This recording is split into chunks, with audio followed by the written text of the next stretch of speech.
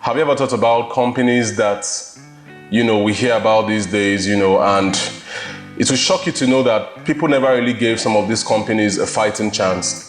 So I am led to, this is actually quite spontaneous, I'm led to want to talk about the underdog companies that within the life cycle of any competitive business value chain, people don't actually give them a chance. They are seen as those companies that maybe might not really have a strong fighting chance within, the competition. I had cause to interview somebody who I can say has become a friend. We share a lot in common. I had cause to interview him on the Nigeriancompany boss. He's the CEO of EasyFix. It's a phone repair company based out of Lagos State, Nigeria. And having spoken to him some days ago on an interview where we lost the entire clip, I don't really know how that happened.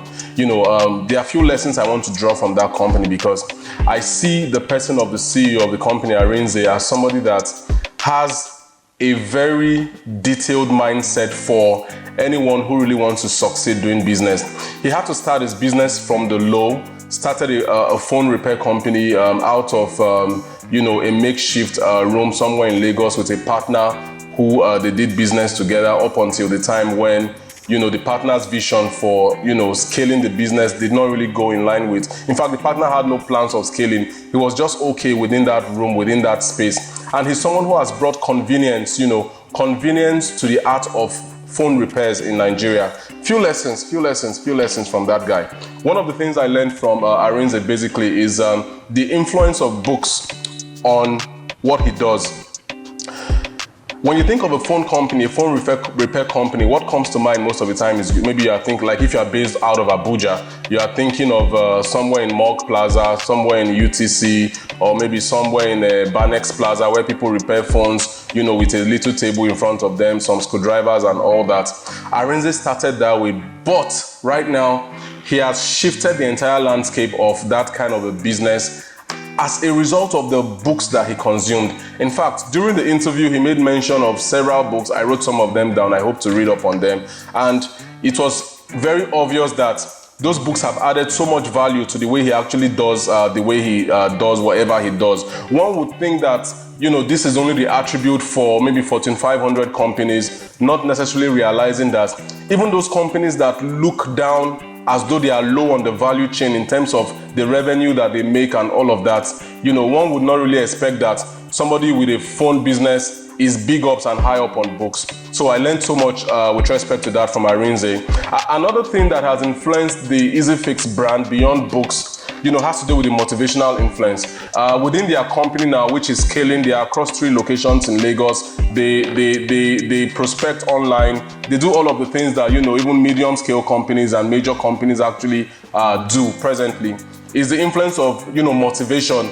Before his team starts out on a daily basis, they make sure they motivate each other, they talk to each other, they listen to things that build their capacity and increase that sugar level. Like, there's a sugar rush in his staff to want to get things done in time. And of course, one thing he continued to make mention of was convenience. I've never really seen a lot of businesses talk about convenience. Basically, they talk about a lot of things about how to make business better, how to make things easier and all that. But in the DNA of EasyFix, convenience is part of the driving spirit behind everything that they actually do.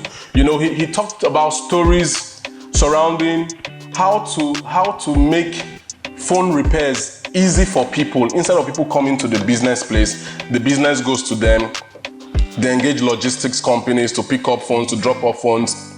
When you come into their space, it's a very relaxing space. It's more like a lounge kind of experience. You come in there, you are relaxed, you fix your phone in record time, and you are sure of the data on your phone.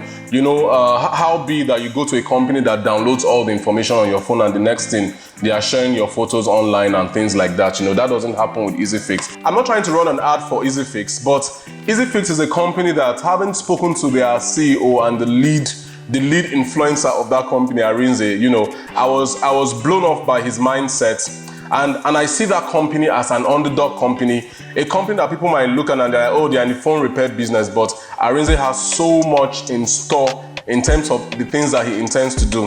One other thing beyond the motivational influence, the influence on motivation and inspiration on his team, is a fact where he mentioned issues surrounding vision share, co-vision and co-sharing. For example, you want to start a company where you have maybe CEO, CTO, co-founder, all of those nomenclatures that, make a lot of people feel high value, in that sense. People don't really want to learn through the ranks. Everybody is a CEO, everybody is a CTO, everybody is a CSO, everybody is a CMO, There are a lot of all these names, that give for a whole lot of hype.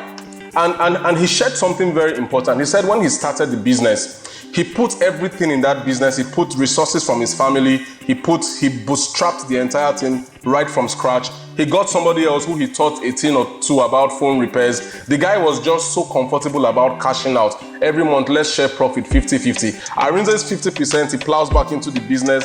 Also the loans he's getting, everything he puts back, and he still shares profit 50-50. And one day Arinze woke up and said, no, we need to take EasyFix to the next level.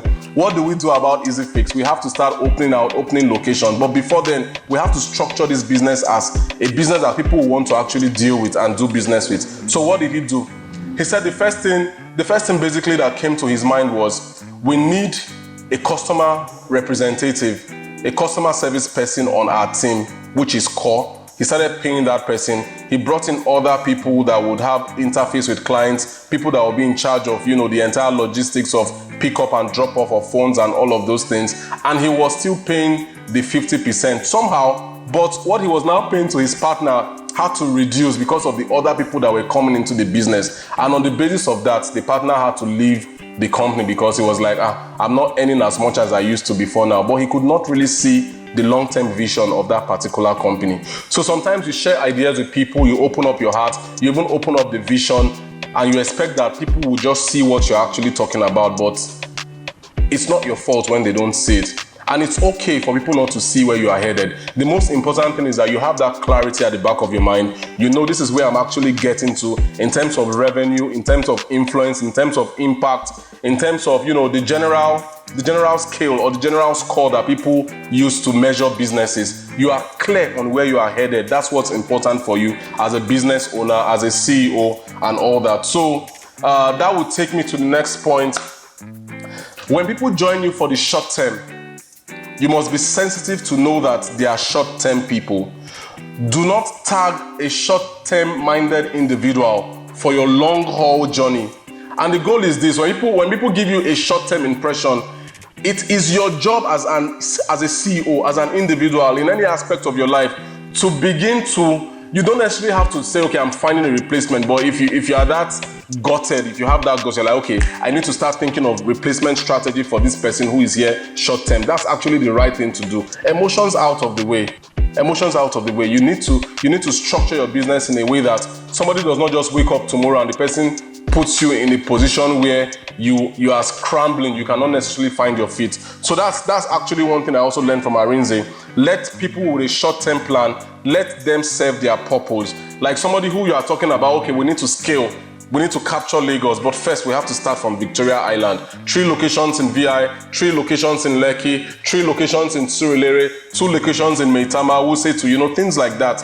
People might not necessarily see what you are doing. And interestingly, one thing that blew my mind, when Arinze began to talk about his global vision for a phone repair company, my God, I was like, this guy, I don't know what kind of food he's actually eating. Do you understand? For somebody to see something that has started so small in his hands and something that people could easily despise because they don't understand the business case for that particular service or product. Arinze has thought out of the box and he already has a global strategy. So that's really interesting. Another thing also that may not be visible from underdog companies basically is the fact that when you find them small, most times you run into the conclusion that they are going to stay small. I need to say that again. One thing that is common with underdog companies is that when you find them small, you run into the conclusion that they are going to stay small. I once did a video and somebody told me that, in fact, after watching that video, that he's very sure that there is nobody of influence, nobody of importance that will want to do business or that want to engage with us because of that, the quality of the video. And of course, when I looked at that video, I shared the video to other people. They're like, this is awesome, this is great. But sometimes small-minded people, sometimes they can't help it. They stay small. It's in the DNA of a small-minded person. You cannot, if you like, send them for all the trainings in the world. When the mindset is already has a lead, those kind of people, it takes the grace of God, for them to move out of that myopic way of doing things or that myopic way of thinking. So that's one thing I found with EasyFix. They have a goal, they have a strategy to scale, to take Lagos, to take Abuja, to take Port Harcourt, to move through Ghana, even across Europe. And I'm like, you guys, man, take it easy. You are blowing my mind, because I never would have really thought that a company that is into that line of business would be having a global strategy. I was wrong. I was wrong until I met with Arinze. I was wrong until I was able to peek into his mind to really find out that this guy's mind is fresh. His mind is fresh. I'm excited. That's why I'm actually doing this video all around EasyFix today. Then, the final thing I want to share basically is, Arinze made mention of the fact that the EasyFix brand is not all about phones. And I said, how? How is that possible? You are scaling on this, you have a large clientele base, people trust you, even the creme de la creme of society in Lagos, they trust your brand already. And he said, no. When I started this, I needed a product that can give me access to people. And the only thing I could think about was phones. He didn't exactly share the sectors that EasyFix is going to be cutting through. But one thing he made very clear was that he's almost wrapping up that phase of the company that is phone-based. And he will soon be unleashing another aspect of his company. And of course, it's a company that is open to investments, not people that just want to put money in and they're thinking of 30% and all that. No, he wants investors that will come and partner with that company for their growth plan, for their global plan. And trust me, if you have idle funds out there and you are thinking of a company that has a leadership that is global, even while local, EasyFix is the brand that you need to be talking to. You need to call up Arinze, easygoing guy, highly intellectual, very cerebral. That got me really, very cerebral. You wouldn't think that somebody thinking about phones or thinking about, there's a whole lot of misconceptions. When you see people doing a certain kind of business, in your mind you are thinking that, okay, these guys are small. The fact that you think that way is already a problem in itself, because the popular transport company, the young shall grow, that always happens in every facet of our lives. Even looking at the bigs right now, the Teslas, the Bezos and all of that. All of those guys started small. The Bezos of this world, they started from the garage. There are a whole lot of garage entrepreneurs. I even know some core businesses in Abuja that are trying to break through the ranks right now. They are garage-based businesses that are setting out from small locations, little locations and all that. And Arinze has exemplified the fact that it is possible to start small and to scale. And for those of you finally who need another value to add to your business that can give you a better general outlook for your business, I would advise that you add convenience. When people come to your small locations, it should be convenient for them to do business with you. Arinze has made that simple enough that convenience is a general prompter that people just don't want the stress anymore. People don't want the stress anymore. If you can take out the stress, let it be convenient. They are coming into your location, it's convenient. They are picking up from you, it's convenient. Things like that. Once you implement the 5-6 things I've said, that is the backbone and the spirit behind the operations of EasyFix. Trust me, great things are about to happen. Till I come your way next time, Joe. See you guys later.